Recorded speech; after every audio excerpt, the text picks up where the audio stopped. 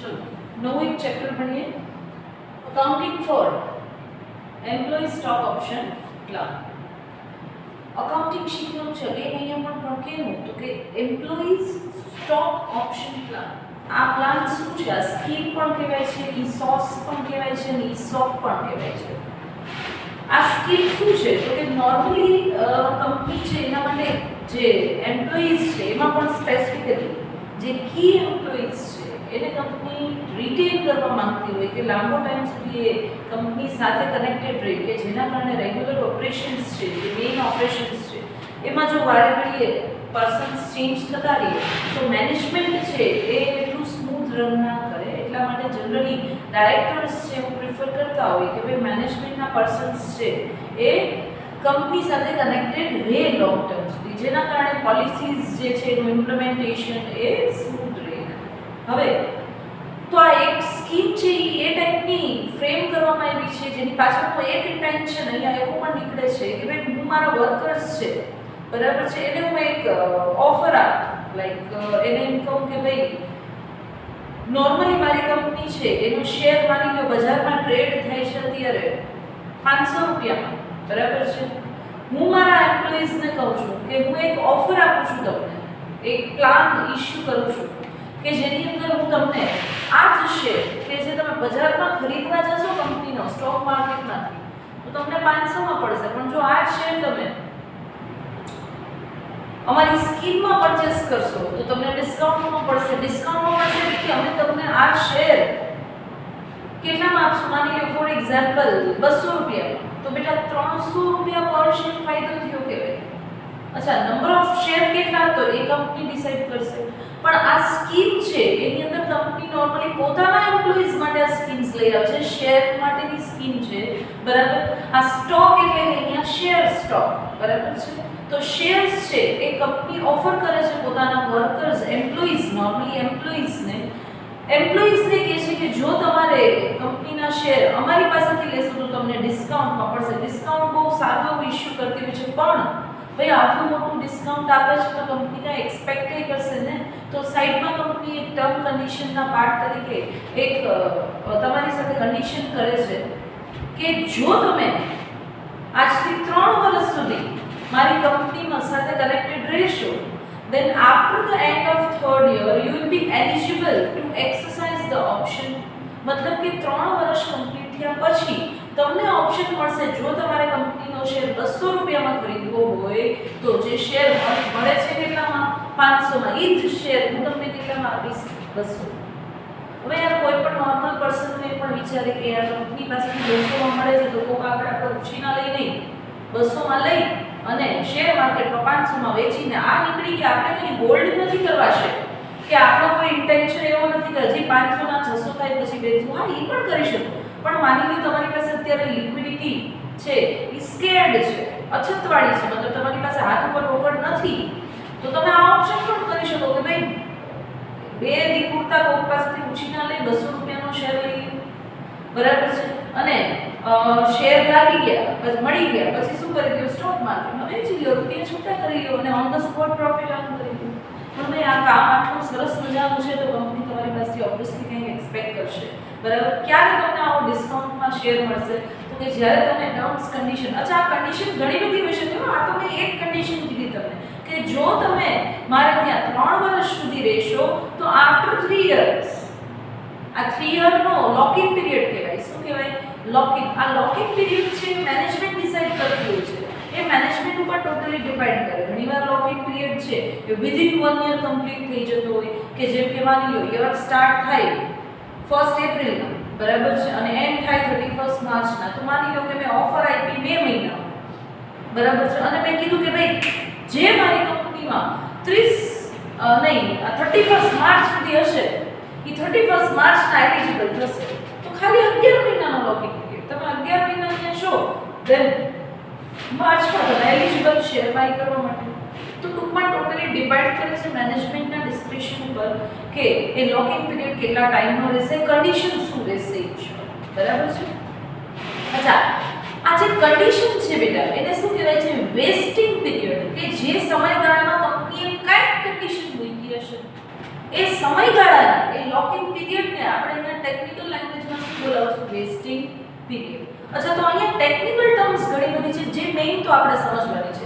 જેમ કે સૌથી પહેલા તો માની લો કે મેં ઓફર આપી ક્યારે, તો કે ભાઈ 1 એપ્રિલ 2025 ના, તો આ જે ડેટ છે બરાબર છે ત્યારે હું ઓફર આપું છું કે ભાઈ 10,000 ESOP બરાબર છે, એમ્પ્લોયી સ્ટોક ઓપ્શન પ્લાન છે બરાબર, એ મેં ઇશ્યુ કર્યા મારા એમ્પ્લોઈઝ માટે। મને નથી ખબર કે કેટલા એમ્પ્લોયી હા પાડશે, બેટા આ કમ્પલસરી નથી। જો એમ્પ્લોઈઝ ને એવું લાગે છે કે ભાઈ નથી લેવા ડિસ્કાઉન્ટમાં છે તો ના લે, ક્લિયર થાય છે। તો ટૂંકમાં એ મેનેજમેન્ટ ઇશ્યુ કરે છે આ ઓફર, બટ એનો મતલબ એવો નથી કે જે એમ્પ્લોઈઝ છે એના ભાગના, હવે માની લો કે વર્કર્સ છે કંપનીમાં 100 એમ્પ્લોઈઝ છે બરાબર, એ 100 એમ્પ્લોયીને ધ્યાનમાં લઈને કંપનીએ વિચાર્યું કે 100 એમ્પ્લોયી માટે ઇન્ડિવિડ્યુઅલી એક એમ્પ્લોયી માટે 100 શેરનો ઓપ્શન રાખવો છે, તો નંબર ઓફ શેર કેટલા, 10,000 100 * 100 બરાબર। તો 10,000 શેર્સ માટેની ઓફર લઈને કંપની આવે છે બરાબર, કે ભાઈ દરેક એમ્પ્લોયી માટે 100 શેર ડિસ્કાઉન્ટ બરાબર। ડિસ્કાઉન્ટ કેટલું તો એ પણ કંપની ડિસાઈડ કરશે। બજારમાં 500 માં મળતો હોય, તમને અમે 200 માં આપશું તો 300 નું ડિસ્કાઉન્ટ, બજારમાં 500 માં વેચાતો હોય અમે તમને 350 માં આપશું તો 150 નું ડિસ્કાઉન્ટ, ડિપેન્ડ કરે બરાબર, એ મેનેજમેન્ટની પોલિસી ઉપર ડિપેન્ડ। પણ હા 100% કાંઈક ડિસ્કાઉન્ટ હશે, ઓબ્વિયસલી ડિસ્કાઉન્ટ હોય તો જ એમ્પ્લોયીને તમારી પાસેથી ખરીદવામાં કાંઈક એક્સાઇટમેન્ટ લાગે ને, બાકી તો ન માર્કેટમાંથી લઈ લે, તમારી પાસે આવે શું કરવા। તો આ ઓફર છે એ કંપની કાંઈક બેનિફિશિયલ આપે છે એટલા માટે વર્કર છે એમ્પ્લોઈઝ છે બરાબર છે એને અટ્રેક્ટિવ લાગે છે કે કંપનીની કન્ડિશન્સ છે એ ફૂલફિલ કરશું તો આપણને ડિસ્કાઉન્ટ ઉપર શેર મળશે। તો જે દિવસે આ ઓફર ઇશ્યુ કરે છે બરાબર, એને કયા નામે બોલાવે છે તો કે ઓફર ડેટ અથવા તો ગ્રાન્ટ ડેટ। અચ્છા, જ્યારે કંપની ઓફર ઇશ્યુ કરશે એ દિવસે સાથે સાથે કન્ડિશન એ કહી દેશે ને બરાબર છે, જે કન્ડિશન હોય, હવે માની લો કન્ડિશન એમ કીધી કે ભાઈ તમારે બિફોર 30th ડિસેમ્બર, ચલો ને 31st ડિસેમ્બર 2025 તમારે ડિસિઝન લઈ લેવાનું છે, તમારે લાસ્ટ ડેટ છે 31st ડિસેમ્બર, તમારે નક્કી કરી લેવાનું છે કે તમારે આ શેર પરચેસ કરવા છે કે નહીં ડિસ્કાઉન્ટ। તો બેટા આ જે ટાઈમ પીરિયડ થયો અહીંયાથી લઈને અહીંયા સુધીનો બરાબર છે, આ તમારા માટે કયો પીરિયડ કહેવાશે, વેસ્ટિંગ પીરિયડ બરાબર છે। હવે માની લો કે મેં તમને આ લાસ્ટ ડેટ આપી છે કે 31/12 બરાબર છે, 31/12 થી તમે માની લો હું તમને એમ કહું કે આટલો ટાઈમ સુધી જો તમે કંપનીમાં રહ્યા છો then you are eligible for claiming shares। અચ્છા, હવે માની લો કે તમે 31/12 સુધી કંપનીમાં જ રહ્યા તો એનો મતલબ તમે એલિજિબલ છો કંપનીના શેર્સ બાય કરવા માટે, ડન। અચ્છા, જો તમે એલિજિબલ છો તો હવે તમને માની લો હું એક્સ્ટ્રા 3 મંથનો ટાઈમ પીરિયડ આપું છું, ક્યાં સુધીનો તો કે 31st માર્ચ 2026। શું ટાઈમ પીરિયડ આપું છું કે અહીંયા સુધીમાં તમે વિચારી શકશો એ બેટા આ કન્ડિશન અહીંયા સુધી તમે કંપનીમાં રહ્યા એટલા માટે તમે એલિજિબલ। હવે તમે એલિજિબલ થઈ ગયા તો એલિજિબલ તો ઘણા થાય, માની લો કે ભાઈ 100 એમ્પ્લોયી હતા તો 100 એમ્પ્લોયી 31st ડિસેમ્બરના કંપનીમાં જતા તો એલિજિબલ તો 100 થયા, પણ જરૂરી નથી કે આ ઓપ્શન એક્સરસાઇઝ 100 જણા કરે। હવે માની લો કે એમાંથી 90 જણાને ઓપ્શન એક્સરસાઇઝ કરવા 10 જણાને નથી કરવા, ભલે ને બેનિફિશિયલ છે યાર, મસ્ત સંતોષી માણસો છે, નથી કમાવા એવા શોર્ટ ટર્મ મની બરાબર છે, તો શું થશે તો એ જે આ ટાઈમ પીરિયડ જે આપ્યો છે એ વિચારવા માટે આપ્યો છે 100 જણા કે 100 જણા સાંભળો તમે એલિજિબલ છો, આ ઓપ્શન છે એ પરચેસ કરવા માટે હવે તમારા ઉપર ડિપેન્ડ કરે તમારે પરચેસ કરવા છે। તો બેટા આ જે પીરિયડ છે એને કયો પીરિયડ કહીશું આપણે, એક્સરસાઇઝિંગ પીરિયડ।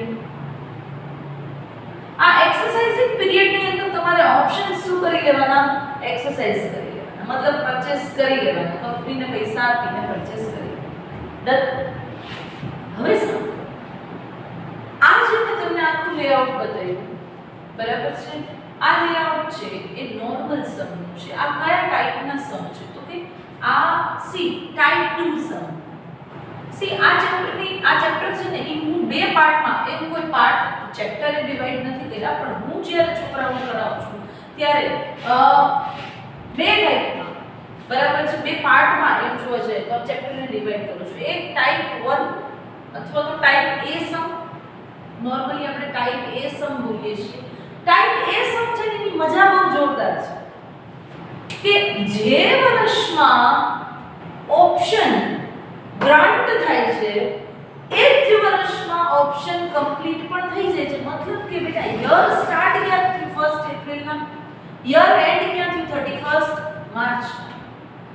મારી બુક્સ ઓફ અકાઉન્ટ્સ ક્લોઝ ક્યાં થાય 31 માર્ચના. તો જ્યારે હું બુક્સ ઓફ અકાઉન્ટ ક્લોઝ કરવા બેઠી છું ત્યારે મને ખબર પડી ગઈ હશે કે 90 માંથી, હવે માની લ્યો કે સોરી 100 માંથી, 90 નહીં, 100 માંથી કેટલા, રીઝન આ તો લાસ્ટ ડેટ છે ને, તો આ ડેટ સુધીમાં મને એમ્પ્લોયી કઈ જ દેવું પડશે, પરચેસ કરી જ લેવા પડશે. આ એક્સરસાઇઝિંગ પીરિયડ છે, બરાબર. 1 એપ્રિલે કોઈ આ કન્સેશનલ શેર લેવા આવશે તો હું આપીશ નહીં, કેમ કે આ એક્સરસાઇઝિંગ પીરિયડ 31 માર્ચે કમ્પ્લીટ થઈ જાય છે. તો બેટા અહીંયા મજા શું છે કે અહીંયા જે વર્ષમાં ઓપ્શન ગ્રાન્ટ થાય છે એ જ વર્ષની અંદર ઓપ્શન શું થઈ જાય છે, એક્સરસાઇઝ પણ થઈ જાય છે. મતલબ કે જ્યારે બુક્સ ઓફ અકાઉન્ટ્સ તમે ક્લોઝ કરી રહ્યા છો ને એ દિવસે તમને ખબર છે કે કેટલા એમ્પ્લોયી ઓપ્શન એક્સરસાઇઝ કર્યા, મતલબ કેટલા એમ્પ્લોયી રેડી થયા છે શેર આ કન્સેશનલ એટલે કે રાહત દરે શેર પરચેસ કરવા માટે, કેટલા એમ્પ્લોયી છે એ અગ્રી થયા છે, તમને આ તારીખે ખબર હશે. Say yes or. તો એના કારણે એક મોટામાં મોટી રાહત કેમાં થશે ખબર છે તમને? Journal entry. મતલબ કે આ ટાઈપ A સમ જે છે ને, ટાઈપ A સમ, એમાં જર્નલ એન્ટ્રીના નામે બે જનરેટ થશે. સૌથી પહેલા તો એન્ટ્રી નંબર 1, તમે એમ જોવા જાવ તો શું ઇશ્યુ કર્યા કે તો મને શેર ઇશ્યુ કર્યા ને, બરાબર. તો શેર ઇશ્યુ કરો એની એક એન્ટ્રી પડે. શેર ઇશ્યુની એન્ટ્રી તમે શું પાડો? તો કે ભાઈ નોર્મલી 100 એમ્પ્લોયી હતા, બરાબર છે. કેટલા એમ્પ્લોયી? 100 એમ્પ્લોયી, બરાબર છે. અને પર 100 એમ્પ્લોયી છે અને એના ઇન્ટુ દરેક એમ્પ્લોયીને કેટલા ઓપ્શન આપ્યા? 10 ઓપ્શનની ઓફર છે, 10 શેરની ઓફર છે, બરાબર. તો ટોટલ કેટલા થયા? કેટલા ઓપ્શન તમે ગ્રાન્ટ કર્યા? ઓપ્શન શું કામ કહેવાય છે? રીઝન તમારી પાસે અહીંયા ઓપ્શન જાણે શેર જ છે એક્ચ્યુઅલી, બટ શેર બાય કરવાના ઓપ્શન છે. મતલબ ના કરવા હોય તો ઇટ્સ ઓકે, ફાઇન, કોઈ કમ્પલ્સરી નથી. ડન. અચ્છા માની લો 1000 ઓપ્શન છે જેની બેટા માર્કેટ પ્રાઇસ કેટલી છે? માર્કેટ પ્રાઇસ તો કે માની લો માર્કેટ પ્રાઇસ છે એ 100 રૂપિયા છે. તમે કેટલામાં ઓપ્શન ઇશ્યુ કરી ઓફર કરો છો? ઓફર પ્રાઇસ શું છે? તો કે ભાઈ ઓફર પ્રાઇસ છે ને ઈ છે 80 રૂપિયા. તો બેટા ડિસ્કાઉન્ટ કેટલું થયું? 20 રૂપિયા. ડન. હવે ભાઈ તમે તો 100 એમ્પ્લોયી માટે, કેટલા એમ્પ્લોયી માટે ઓફર ડિક્લેર કરી હતી? 100 એ 100 એમ્પ્લોયી માટે. પણ જરૂરી નથી કે 100 એ 100 એમ્પ્લોયી હા પાડે, બરાબર. હવે માની લો 31 માર્ચના મને ખબર પડી કે કેટલા એમ્પ્લોયી ઓપ્શન એક્સરસાઇઝ કર્યા, તો તમે માની લો 50 એમ્પ્લોયી એક્સરસાઇઝ કેટલા કર્યા એક્સરસાઇઝ, તો કે 50 એમ્પ્લોયી. તો 50 એમ્પ્લોયી એનો મતલબ શેર પરચેસ કરવા માટે હા પાડી. એક શેર છે, બરાબર છે. તમે કેટલામાં એને આપો છો? એક શેર કેટલામાં આપો છો? 80 રૂપિયામાં એને આપો છો, બરાબર. તો તમને as a big company loss કેટલાનો ગયો બેટા? ડિસ્કાઉન્ટ છે આપણા માટે, આપણે કંપની છીએ, આપણા માટે એક્ચ્યુઅલી આ ડિસ્કાઉન્ટ છે એ શું કહેવાય? લોસ કહેવાય છે. રીઝન બજારમાં એ શેર કેટલામાં ટ્રેડ થાય છે? 100 રૂપિયામાં. જ્યારે તમે એને કેટલામાં આપો છો? 80 રૂપિયામાં. તો 20 રૂપિયાનો તમને લોસ કેવો કહેવાય ને? યસ ડેફિનેટલી, બરાબર છે. તો એના ઉપરથી અહીંયા જર્નલ એન્ટ્રી આપણે પાસ કરવાની છે. જર્નલ એન્ટ્રી કેમ થશે? તો કે બેટા આ 50 એમ્પ્લોયી શેર્સ છે એ પરચેસ કરશે તો રૂપિયા આવશે. તો એન્ટ્રી શું પડશે અહીંયા? એન્ટ્રી તો કે ભાઈ સૌથી પહેલા તો બેંક અકાઉન્ટ ડેબિટ, પૈસા આવશે તો બેંક અકાઉન્ટ ડેબિટ, કેટલા તો કે ભાઈ 50 એમ્પ્લોય પર એમ્પ્લોય ઓપ્શન કેટલા આપો છો 10 ઓપ્શન અને કેટલા રૂપિયા ઈ મને આપશે પર ઓપ્શન કેટલા રૂપિયા આપશે 80 રૂપિયામાં શેર લેવા રેડી છે બરાબર છે ચલો તો આ શું થશે બેંક એકાઉન્ટ ડેબિટ 40000 ડન ચલો નેક્સ્ટ 20 રૂપિયા જે છે આ 20 રૂપિયા ઈ મારા માટે હું કંપની મારા માટે આ શું કહેવાશે ડિસ્કાઉન્ટ છે ઈ મારા માટે લોસ કહેવાય બરાબર પણ મેં લોસ તરીકે હું ના ડેબિટ કરું આને સરસ મજાનું એક નામ આપીશ શું એમ્પ્લોઈઝ compensation expense account બરાબર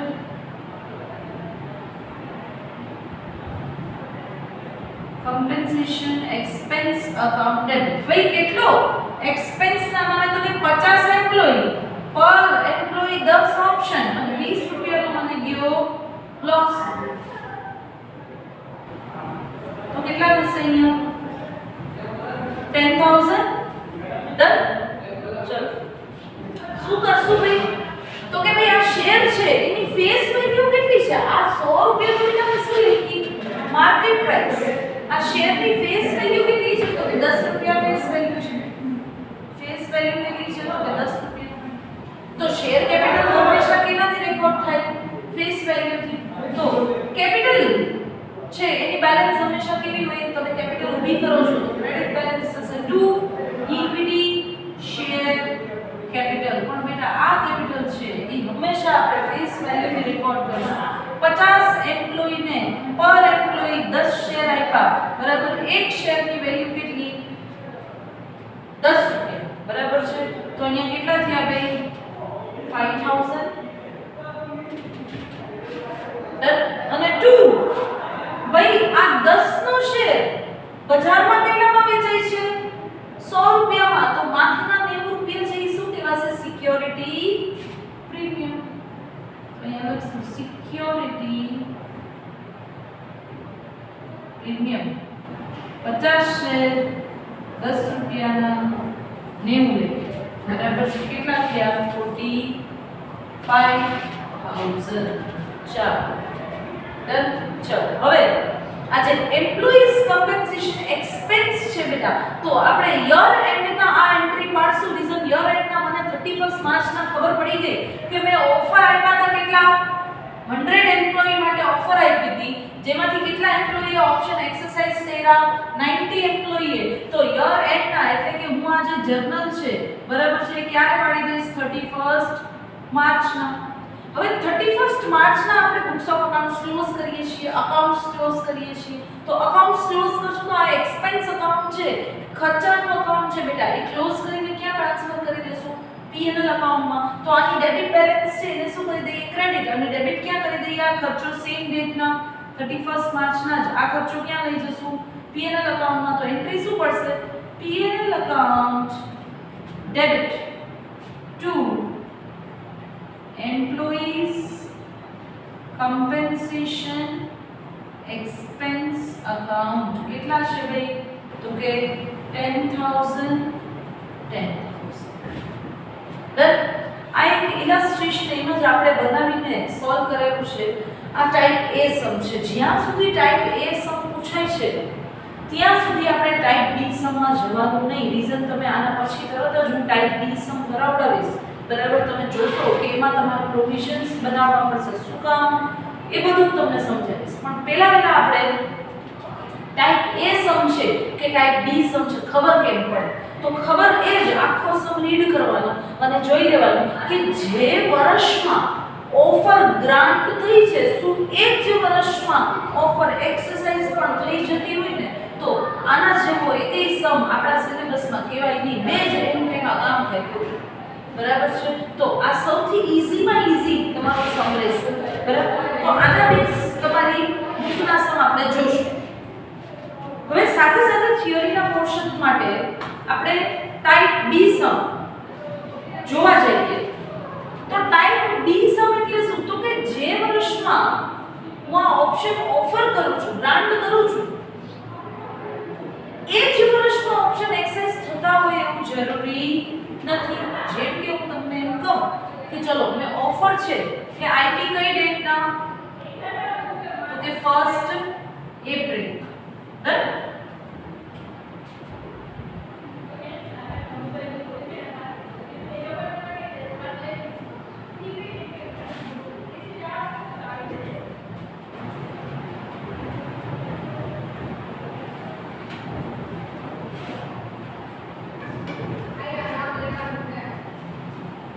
ચલો આ એક જ વસ્તુ સિમિલર રહેશે ટાઈપ બી માં કે મેં ઓફર છે 1 એપ્રિલ ના આપી. 1 એપ્રિલ ના તો મેં શું કીધું કે ભાઈ તમારી પાસે 2 વર્ષનો ટાઈમ છે. કેટલા? 2 વર્ષ. 2 વર્ષ એટલે અહીંથી આ પહેલું વર્ષ ક્યાં પૂરું થાય બેટા? 31 માર્ચ 2026. પછી તમારી પાસે ટાઈમ છે 31 માર્ચ 2027. જે મારી કંપનીમાં આટલા ટાઈમ માટે રહેશે એ એલિજિબલ થશે આ ઓપ્શન પરચેઝ કરવા માટે. તો અગેન આ આપણો શું થયું? Wasting period.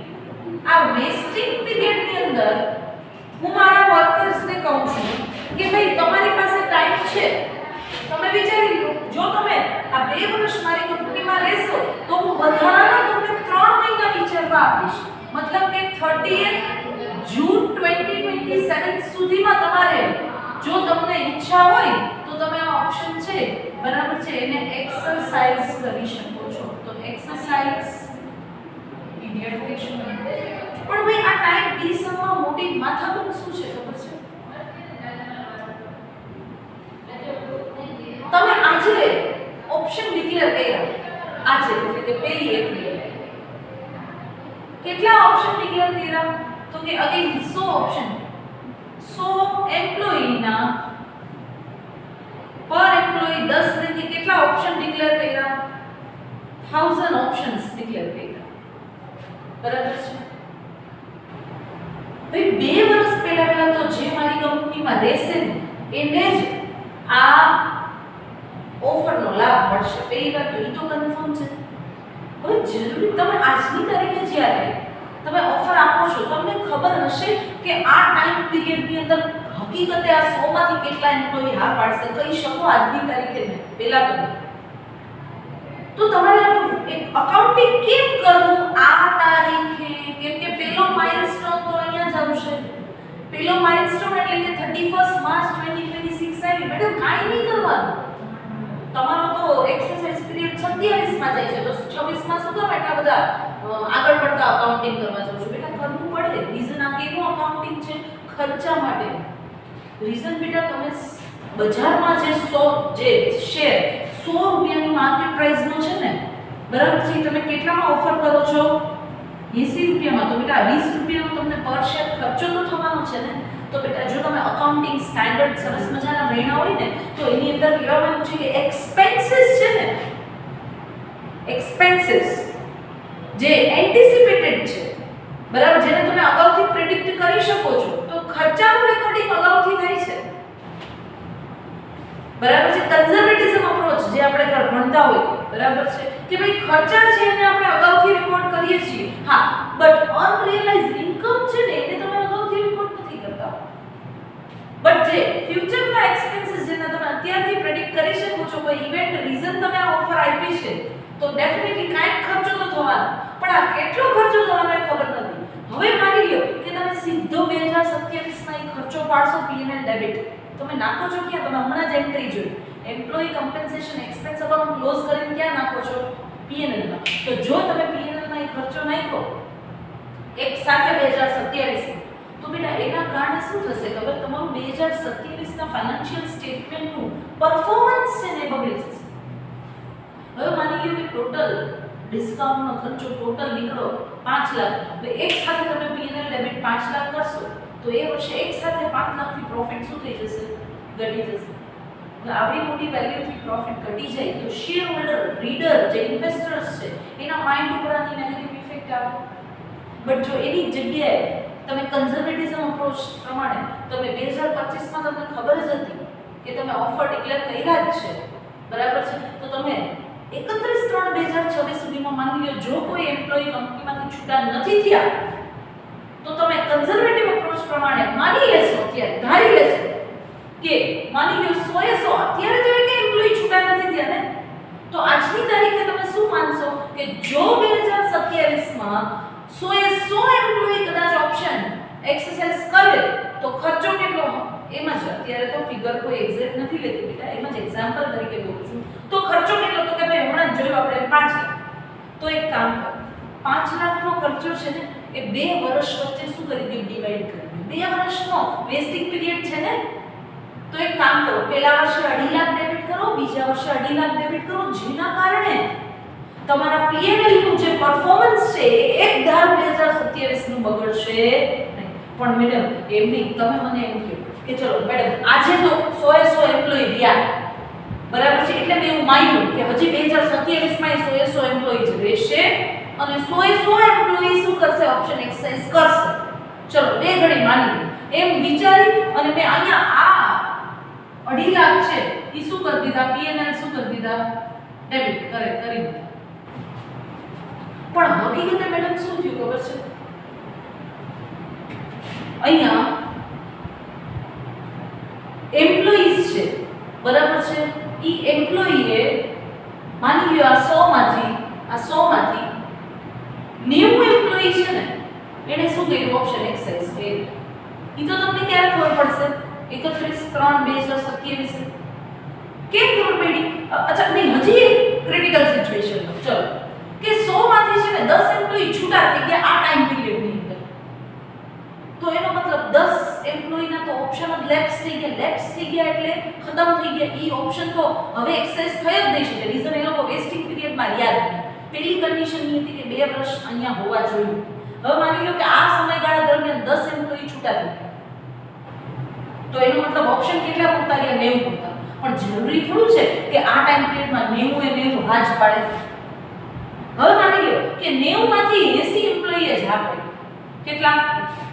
ઓન્લી 80. તો અને 80 એમ્પ્લોયી પૂરતું ડિસ્કાઉન્ટ, અત્યારે એમ જ એક અમાઉન્ટ હું એમ જ કહું છું, 80 એમ્પ્લોયી પૂરતું ડિસ્કાઉન્ટ છે ને એ કેટલું થાય છે? તો કે 5 લાખ નહીં 4.5 લાખ જ થાય છે. તો કાઈ નહીં ભાઈ, તો 4.5 લાખમાંથી તમે 2,50,000 નું પ્રોવિઝન ઓલરેડી કરી લીધું છે. તો હવે આ વર્ષમાં કેટલાનું પ્રોવિઝન કરવાનું? તો કે 4.5 માંથી 2.5 લાખનું પ્રોવિઝન શું છે? પ્રોવિઝન ઓલરેડી કરેલું છે, તો એ પ્રોવિઝનને યુઝ કરી લ્યો અને આ વર્ષે પીએનએલ ડેબિટ કેટલો ખર્ચો કરો? ખાલી 1,50,000. જેના કારણે શું થશે ખબર કે તમે ખર્ચા કે જે અગાઉથી પ્રેડિક્ટ કરી શકો છો, બરાબર છે, તો અકાઉન્ટિંગ સ્ટાન્ડર્ડ એને ફોલો કરવાના થશે, બરાબર છે. જે accounting policy, accounting standard number 1 છે, તો અકાઉન્ટિંગની પોલિસીઝ છે, મર્કન્ટાઇલ અપ્રોચ જે છે, બરાબર, કન્ઝર્વેટિઝમ, ઘણા બધા એમ તો જોવા જઈએ તો આપણા અકાઉન્ટિંગ પોલિસીઝ છે એની અંદર ઘણા બધા અપ્રોચીસ છે, બરાબર. AS1 ની અંદર તમને આપેલા છે, પણ આપણને અહીંયા અકાઉન્ટિંગ સ્ટાન્ડર્ડ ભણાવવામાં નથી આવતા. હું તમને અહીંયા ભણાવતી પણ નથી, પણ હું તમને એક નોર્મલી, કદાચ તમે ચલો આમાંથી ઘણા લોકો CA થી બિલોંગ કરતા હોય તો એ લોકોને બહુ સરસ મજાના AS ક્લિયર હોય, પણ જે લોકો નોર્મલ કોમર્સ ફિલ્ડથી છે એ લોકો એટલું તો વિચારી શકે ને કે કોઈ એક જ વર્ષમાં એક સાથે આવડો મોટો ખર્ચો પીએનએલ ડેબિટ કરો તો એના કારણે તમારી કંપનીના પીએનએલની જે લાઈક પરફોર્મન્સ રિઝલ્ટ છે એ ડાઉન થઈ જશે. તો ઇન્વેસ્ટર છે એ તમારો પ્રોફિટ ઈ કે એટલા ટેકનિકલ ના હોય, એટલા હોશિયાર ના હોય ઇન્વેસ્ટર, તો કમાઈ જાણતા હોય અને ઇન્વેસ્ટ કરી જાણતા હોય, પણ જો એને જરા કે એવું લાગશે કે હવે હકીકતે પ્રોફિટ ઘટ્યો નથી, રીઝન તમારો ખર્ચો વધ્યો છે અને ઈ પણ હર વર્ષ આ ખર્ચો નથી થવાનો, આ એક ઓફરના કારણે પીએનએલ ડેબિટમાં વધારે પડતી મોટી અમાઉન્ટ ડેબિટ થઈ છે, જેના કારણે જે પ્રોફિટ છે એ ઓછો આવે છે. પણ આટલું બધું ટેકનિકલિટી એ લોકો સમજી શકે નહીં, તો એ લોકો તો શું વિચારે કે હવે કંપનીમાં તો પ્રોફિટ ઓછો થઈ ગયો, ઉપાડો પૈસા ભાગો. તો આવી નેગેટિવ ઇમ્પેક્ટ ના આવે એટલા માટે આપણે જનરલી શું કરીએ છીએ, જે ખર્ચાને આપણે અગાઉથી એન્ટિસિપેટ કરી શકીએ છીએ, બરાબર છે, કે જેની ઇફેક્ટ અગાઉથી ઇનિશિયેટ થતી હોય, ચાલુ થઈ જતી હોય, તો આપણે એને એ અગાઉના વર્ષોથી લઈને આ વર્ષમાં એ ડિફરમેન્ટ કરી શકીએ, ખર્ચાનું વિભાજન કરી શકીએ છીએ, બરાબર છે, બિટવીન ધ યર્સ. જેના કારણે એક સાથે કોઈ એક વર્ષના પીએનએલ ઉપર આવું મોટું બર્ડન આવી જાય નહીં. તો આ ટાઈપ બી સમ છે ને થોડા તમે જોઈ શકો છો, થોડા ટેકનિકલ છે. યર એન્ડના તમારે શું કરવા પડશે? પ્રોવિઝન. અને જ્યારે ઓપ્શન એક્સરસાઇઝ થશે ત્યારે એ પ્રોવિઝન અત્યાર સુધીમાં કેટલું કર્યું એને ટોટલ રિક્વાયર્ડ જે પ્રોવિઝન છે એમાંથી કરેલું પ્રોવિઝન માઈનસ કરી અને બાકીનો ખર્ચો છે એ તમારે P&L ડેબિટ કરવાનો રહેશે. તો આ એક્સરસાઇઝ તમારે કરવી પડશે. જ્યારે ટાઈપ એ સમમાં તો એવું કંઈ છે જ નહીં. જ્યારે બુક્સ ક્લોઝ કરો છો ત્યારે તમને ખબર જ છે. અહીંયા તો જ્યારે તમે બુક ક્લોઝ કરી રહ્યા છો ત્યારે તમને ખબર નથી કે કેટલા એમ્પ્લોયી ટકશે, એમાંથી કેટલા એમ્પ્લોયી ઓપ્શન એક્સરસાઇઝ કરશે. આ તારીખે તો તમે હજી બ્લાઇન્ડ ગેમ જ રમો છો. તો આ બધી જ વસ્તુ અહીંયા કન્સિડર કરવી પડશે. આને આપણે લોકો કહીએ છીએ ટાઈપ બી સમ. તો પેલા આપણે સ્ટાર્ટ કરીએ એક્ઝામ્પલ એક સીધું સાદું ટાઈપ એ સમ જે તમારી બુકમાંથી આપણે જોઈએ. બરાબર છે? ચલો ક્વેશ્ચન નંબર 1 જોઈએ ટાઈપ એ સમ માટે. રીડ કરીએ. A company has its share capital divided into shares of ₹10 each on 1st April 2021. It granted 10,000 employee stock options at ₹40. चलो भाई 10,000 ऑप्शन में डिक्लेयर कर कितना रुपया लेके 40 रुपया लेके. Okay. When the market price was ₹130. ओहो भाई मार्केट प्राइस કેટલી છે? 130 રૂપિયા. બરાબર છે? એ 130 વાળો શેર તમે બજારમાં મારી કંપનીનો શેર લેવા જશો તો કેટલામાં પડશે? 130 રૂપિયામાં. બરાબર છે? પણ જો તમે મારી પાસેથી પરચેસ કરશો આ ઓફરની અંદર, બરાબર, આ સ્કીમની અંદરમાં હિસાબમાં, તો તમને એ શેર એક શેર 40 રૂપિયામાં આપશે. વાહ, સરસ છે. When the market price was ₹130, the option were to be exercised. બેટા આ exercise date છે એ તમારા માટે important છે to decide whether it is type A sum or type B sum. ચલો તો ભાઈ આપણને exercise period જુઓ તો ક્યાં સુધીનો છે? between 15th March 2022 to 31st March 2022. બેટા યર સ્ટાર્ટ ક્યાં થયું? 1st April 2021 ના. તમારે exercise ક્યાં સુધીમાં કરી લેવાનું છે? 31st March 2022 સુધીમાં. એનો મતલબ એક જ વર્ષનો ટાઈમ પીરિયડની અંદર અંદર વાર્તા બધી થઈ જાય છે. તો ભાઈ આના જેવો એકેય સમ થાય નહીં. એમાં બે જ એન્ટ્રી પડશે ગણી. બરાબર છે? સરસ. ચલો તો ભાઈ આગળ જોઈએ. The employee exercise their option for 9,500 shares only. ભાઈ મેં તો 10,000 ઓપ્શન આપ્યા પણ ઓપ્શન એક્સરસાઇઝ કેટલા થયા? શેર કેટલા પરચેસ થયા? મેં ડિક્લેર કર્યા હતા શેર 10,000 પણ પરચેસ કર્યા કેટલા? તો કે 9,500. બરાબર. The remaining options lapsed. બાકીના ઓપ્શન તો શું થઈ જશે? કેન્સલ થઈ જશે. બરાબર. The company closes its books on 31st March every year. ચલો ભાઈ તો જ્યારે કંપની પોતાની બુક્સ ક્લોઝ કરે છે ત્યારે એની શું અકાઉન્ટિંગ કરશે? તો સૌથી પહેલા તો મને ખબર પડી ગઈ કે 9,500 શેર છે ઈ પરચેસ થવાના છે. કેટલા લેખે? તો કે મેં કેટલામાં ઓફર આપી છે? 40 રૂપિયામાં. તો 40 લેખે પરચેસ થશે. તો ચેક કરો બેંક અકાઉન્ટ ડેબિટ. પૈસા આવશે ને કંપનીને. બરાબર. બેંક અકાઉન્ટ ડેબિટ 9,500 * 40 એટલે 3,80,000. Employees compensation. ભાઈ બેટા આ શું છે? કંપનીનું ડિસ્કાઉન્ટ છે ને કંપનીએ 130 નો શેર 40 માં આપ્યો. મતલબ 90 રૂપિયા ઓછા લીધા યાર પર શેર. તો 90 રૂપિયા કંપની માટે શું કહેવાય? એક્સપેન્સ કહેવાય. તો એ શું કરશું આપણે? Employees compensation expense account debit કેટલા? 9,500 * 9090. કઈ રીતના 90 આવ્યા? તો કે 130 નો શેર બજારમાં મળે છે, તમને આપ્યો મેં 40 માં, તો 90 રૂપિયાનો ડિસ્કાઉન્ટ છે. તો 8,55,000 છે કમ્પન્સેશન એક્સપેન્સ છે. 2 ઇક્વિટી શેર કેપિટલ. આપણે કેપિટલ ઊભી કરી. અચ્છા પણ કેપિટલ ઊભી કેનાથી થાય? રેકોર્ડ કેનાથી થાય? બેટા ફેસ વેલ્યુથી રેકોર્ડ થાય. તો ચેક કરો 9,500 શેર ઇન્ટુ શેરની ફેસ વેલ્યુ ચેક કરો. સૌથી પહેલા જ લખ્યું છે પહેલી જ લાઈનમાં કે company has it share capital divided into share of ₹10 each. Done. તો 9,500 * 10 એટલે 95,000 અને 2 સિક્યોરિટી પ્રીમિયમ. ચલો ભાઈ સિક્યોરિટી પ્રીમિયમ મતલબ 130 રૂપિયાનો શેર 10 રૂપિયાની ફેસ વેલ્યુ તો 120 રૂપિયા માથેના પૂરેપૂરા શું કહેવાશે? Security premium. કેટલા? 11,40,000. શું બિગ લખશું તો કે બી allotment of 9500 shares of rupees 130 each at a concessional rate of rupees 40 under employee stock option plan. ઠીક છે, ચાલો સરસ મજાનું રેકોર્ડિંગ કરી લીધું. હવે શું કરશું ભાઈ? તો કે હવે જે એક્સપેન્સ છે બરાબર આ 8,55,000 નો એ એક્સપેન્સ ને આપણે ક્યાં ડેબિટ કરી દેશું? યર એન્ડ ના account close, expense account close કરીને નાખશું પીએનએલ માં. તો એન્ટ્રી પડશે PNL account debit 8,55,000 to employees compensation expense 855 being employees compensation expense transfer to P&L account. ચલો આ ટાઈપ A સમ છે. ટાઈપ A સમ તમને આમાં ઘણા બધા એક્સરસાઇઝ માટે આપેલા જ છે બરાબર છે. એમાં આ બે જ એન્ટ્રી પડશે પણ મને ખબર પડવી જોઈએ પહેલા તો કે આ ટાઈપ A સમ છે કે ટાઈપ B સમ છે, જેની ચોખવટ આપણે ઘણી બધી વાર હવે કરી લીધી છે બરાબર કે ભાઈ એક જ વર્ષની અંદર જ બધું મેળ થઈ જતો હોય. ઓપ્શન ગ્રાન્ટે એ જ વર્ષમાંથી, આ એક્સરસાઇઝ એ જ વર્ષમાંથી ગયા તો એ ટાઈપ A સમ છે. હવે આવી જ રીતના આપણે એક પ્રેક્ટિસ કરશું કેની ટાઈપ ડી સમની. ડન. ચલો એના માટે આપણે જોઈએ ક્વેશ્ચન નંબર 2. Question number